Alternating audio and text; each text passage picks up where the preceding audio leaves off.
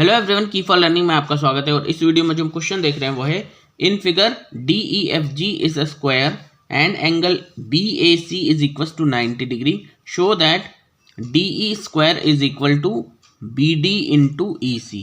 तो क्वेश्चन में कहा है कि DEFG ये एक स्क्वायर है, DEFG ये जो बना हुआ है that is square and BAC 90 degree.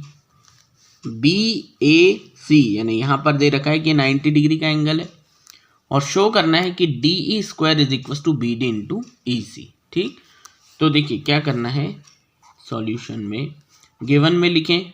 तो गिवन हमको क्या है, गिवन है कि DEF और G ये क्या है, एक स्क्वायर दे रखा है। ठीक, इसके अलावा ये दे रखा है angle BAC it is 90 degree.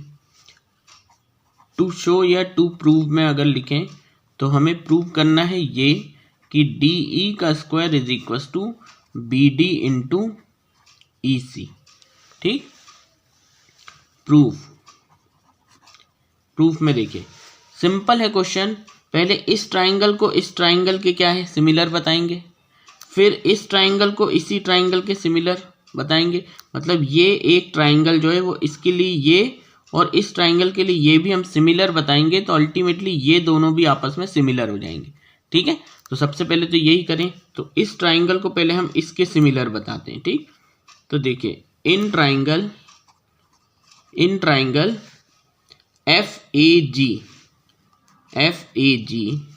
And triangle CEF, ये ट्राइंगल CEF।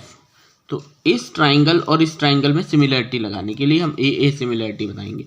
यहाँ देखिए ये है 90, एंगल A पर क्या है 90 और यहाँ एंगल E पर क्या है 90।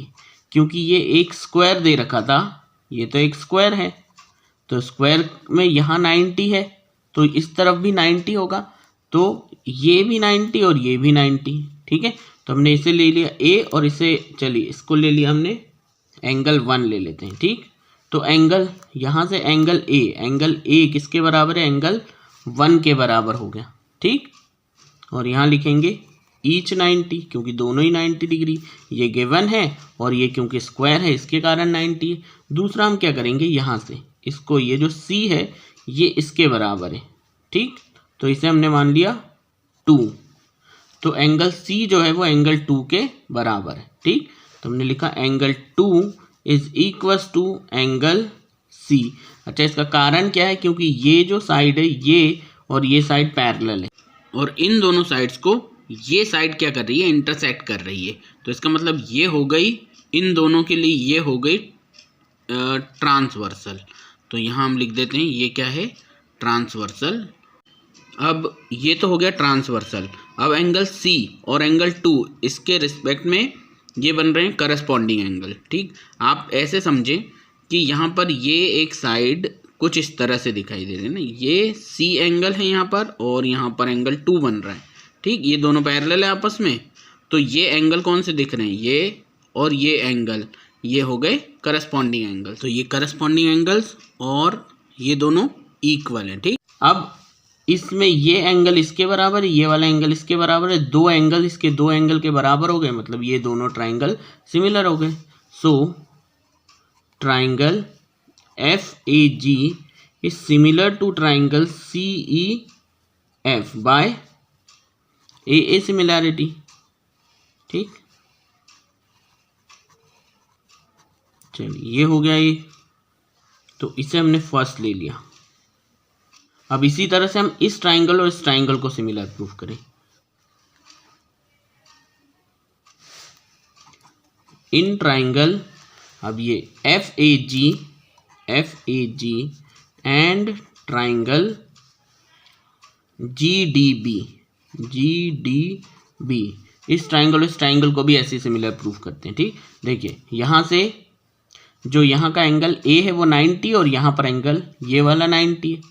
ठीक है, तो angle A is equal to, इसको हमने 3 मान लिया। चलिए एंगल A जो है इस एंगल 3 के बराबर है, ईच 90। ठीक है, और ये जो एंगल है B इस एंगल के इक्वल है, ठीक है, जैसे वहाँ था।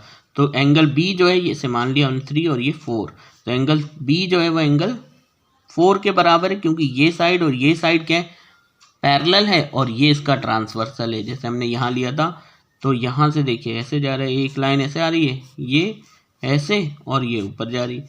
तो यहाँ पर आपका बी है जिसके ऊपर ये बी एंगल, और यहाँ से आपका ये एंगल है ना, तो ये दोनों आपस में पैरेलल है और ये इसकी ट्रांसवर्सल है, तो ये हो गया करस्पॉन्डिंग एंगल। तो हम फिर से लिख देंगे यहाँ एंगल 4 जो है it is equal to angle B by corresponding angle, ठीक है। तो फिर से यहाँ भी दो एंगल इक्वल आ गए। So triangle FAG it is similar to triangle GDB, ये दोनों भी सिमिलर हो गए। इसे सेकेंड ले लो, ये अगेन बाय AA सिमिलैरिटी, ठीक है। अब देखिए फ्रॉम फर्स्ट एंड सेकेंड, अगर हम फर्स्ट और सेकेंड को ऑब्जर्व करें तो फर्स्ट में देखिए यहाँ है FAG जो सिमिलर है इसके, और यहाँ भी FAG सिमिलर है इसके, यानी यहाँ पर आपका FAG ट्राइंगल है, यहाँ पर भी आपका ट्राइंगल FAG है, और ये इसके सिमिलर है और ये इसके सिमिलर है, तो ये भी आपस में सिमिलर हो जाएंगे अल्टीमेटली, ठीक है ना। ये इसके सिमिलर, ये इसके सिमिलर, मतलब ये आपस में सिमिलर। तो हम फर्स्ट और सेकंड से इन दोनों को अब सिमिलर लिख पाएंगे। तो हम लिख देंगे triangle CEF it is similar to triangle GDB, ठीक है। देखिए अब इसमें रेशो लगाना है, तो हम पहले देख लें हमें प्रूफ क्या करना है, उसके अकॉर्डिंग रेशो लगाएंगे। तो हमें जो टू प्रूव करना था, मैं यहाँ लिख देता हूँ, वो हमें प्रूफ करना था कि DE का square is equal to BD into EC, ठीक है। तो इसके अकॉर्डिंग ही हम देख करके इसके रेशो बनाते हैं। तो यहाँ से देखिए यहाँ पर आपको क्या क्या मिल रहा है, आपको BD मिल रहा है, तो BD कैसे बन जाएगा, यहाँ इससे बन जाएगा, ठीक है। एक बन रहा है EC है, तो यहाँ बन रहा है C और E, मतलब ये इससे EC बन जाएगा, ठीक है। उसके बाद और अब DE चाहिए, और कुछ हमको नहीं दिख रहा है, तो हम पहले तो इन्हीं के रेशो बनाए। तो हमने बनाया CE, यहाँ से आप ये बनाएंगे CE अपॉन, तो यहाँ से CE का GD से बनेगा, ठीक। अगर यहाँ फर्स्ट ये दोनों ले रहे हैं तो यहाँ GD, ये हो गया G और D इक्वल टू, अब यहाँ से हमारा DB, तो इसको मैं नीचे लिखूं क्योंकि ये बाद में, तो ये हो जाएगा हमारा DB, तो DB के रिस्पेक्ट में इधर EF लगना चाहिए, E और F, ठीक। इसको आप इस तरफ कर लीजिए, इस तरफ क्रॉस मल्टीप्लाई में, जब इसको इधर करेंगे तो ये हो जाएगा CE into DB is equals to, और इसको इधर कर दीजिए तो जाएगा EF इंटू GD। अब देखिए ये जो प्रूफ करना था इसमें BDEC, ये रहा BD, ये रहा EC, ये इस तरफ तो आ गए। अब यहाँ पर इस तरफ में हमको क्या लाना है, DE लाना है। अगर हम फिगर से समझे देखें तो हमारा फिगर जो है वो कुछ ऐसे दे रखा है आपको, यहाँ पर एक स्क्वायर दे रखा था, ठीक।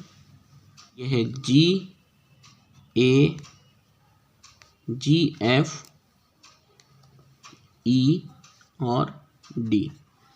अब इसको देखिए, ये हमें स्क्वायर दिया था, और यहाँ EF जो है ये रहा EF, ठीक, और जो DE है DE ये रहा। तो भाई ये जो साइड है और ये जो साइड है ये तो इस स्क्वायर की ही साइड है, और स्क्वायर की साइड बराबर होती है। तो जहाँ आपका EF लिखा है वहाँ हम क्या लिख सकते हैं, इसकी जगह पर हम लिख देंगे DE, ठीक है। चलिए, तो EF की जगह पर लिख सकते हैं हम DE, जो हमें चाहिए यहाँ पर, ठीक। इसी तरह से दूसरा है GD। अब GD जो है वो देखिए ये रहा GD, तो GD भी क्या है, इस स्क्वायर की एक साइड है, तो GD को भी हटा करके हम क्या लिख सकते हैं, उसकी जगह ED लिख सकते हैं या DE लिख सकते हैं। मतलब ये दोनों ही जो चीज़ें हैं ये क्या है, साइड्स ऑफ स्क्वायर दे रखी है, ठीक है ना। ये इसके बराबर, ये भी इसी के बराबर हो गई, और इस तरफ चल रहा है EC, इसे मैं ऐसे लिख देता हूँ EC इंटू और इसे BD, DE इंटू DE क्या हो गया, EC into BD is equal to DE into DE, DE का स्क्वायर। और यही हमको क्या करना था, प्रूव करना था।